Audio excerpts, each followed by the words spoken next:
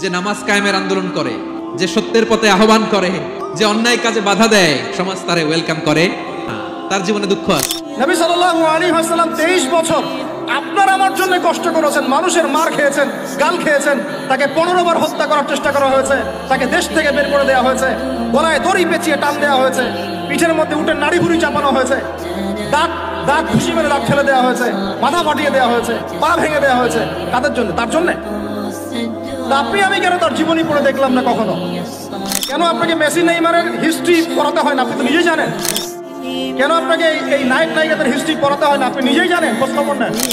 কেউ যদি পিছু লেগে থাকে, ও আজীবন পিছেই থাকবে। পিছু লাগা মানে কি? ওর সামনে না আমি সামনে। নবী সাল্লাল্লাহু আলাইহি ওয়াসাল্লাম কি হুজুরদের নবী না আপনার নবী? কথা বলেন, উত্তর দেন। নবী সাল্লাল্লাহু আলাইহি ওয়াসাল্লাম কি হুজুরদের নবী না আপনার নবী? তাহলে আপনার মধ্যে তার সুন্নাত থাকবে না কেন? আপনার চেহারায় দাড়ি নাই কেন? আপনার প্যান্টটা টাকনুর নিচে কেন? কেন আপনি নবী সাল্লাল্লাহু আলাইহি ওয়াসাল্লামের জীবনী সারা জীবনও একবার পড়ে দেখতে পারলেন না? নবী সাল্লাল্লাহু আলাইহি ওয়াসাল্লাম 23 বছর আপনার আমার জন্য কষ্ট করেছেন, মানুষের মার খেয়েছেন, গাল খেয়েছেন, তাকে 15 বার হত্যা করার চেষ্টা করা হয়েছে, তাকে দেশ থেকে বের করে দেওয়া হয়েছে, গলায় দড়ি পেঁচিয়ে টান দেওয়া হয়েছে, পিঠের মধ্যে উঠে নাড়ি ভুড়ি চাপানো হয়েছে, দাঁত ঘুষি মেরে দাঁত ফেলে দেওয়া হয়েছে, মাথা ফাটিয়ে দেওয়া হয়েছে, পা ভেঙে দেওয়া হয়েছে। কাদের জন্য? তার জন্য। আপনি আমি কেন তার জীবনী পড়ে দেখলাম না কখনো? কেন আপনার চেহারায় দাড়ি থাকবে না, আমার চেহারা দাড়ি থাকবে না? কেন আমাদের প্যান্ট টাকনুর নিচে উপরে থাকবে না? কেন আমাদের কথাবার্তা, চাল চলন, খাওয়া দাওয়া, ইস্তেঞ্জা করা, নামাজ পড়া, প্রতিটা অ্যাক্টিভিটি সুন্নাহ মাফিক কেন হবে না?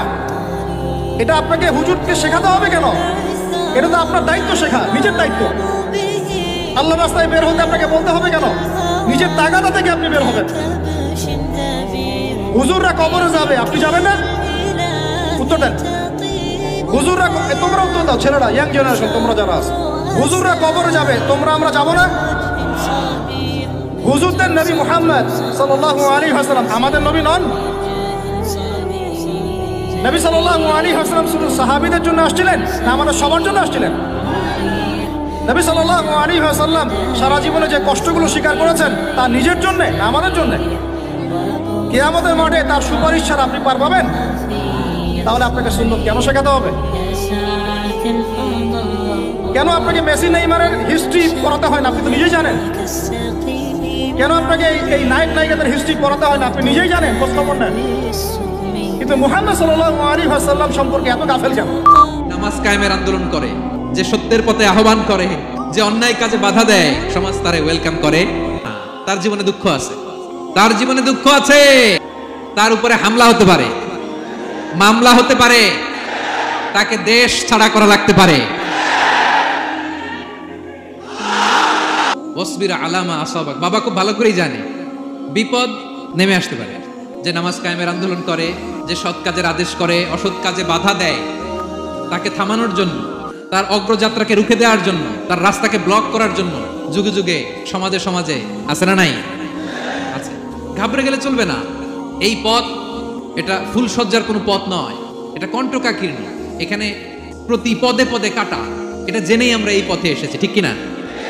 এজন্য আমাদেরকে রুখে দেয়া যাবে না। আমরা সত্যের কথা বলেই যাব, আমরা অন্যায় দেখলে প্রতিবাদ করেই যাব। কেউ যদি পিছু লেগে থাকে, ও আজীবন পিছেই থাকবে। পিছু লাগা মানে কি? ওর সামনে না আমি সামনে। কথা বোঝে নাই বোধহয়। কেউ যদি আমার পিছু লাগে, ও সামনে না আমি সামনে, আমি সামনেই থাকবো, ও পিছনেই থাকবে। কথা বুঝতে পেরেছেন?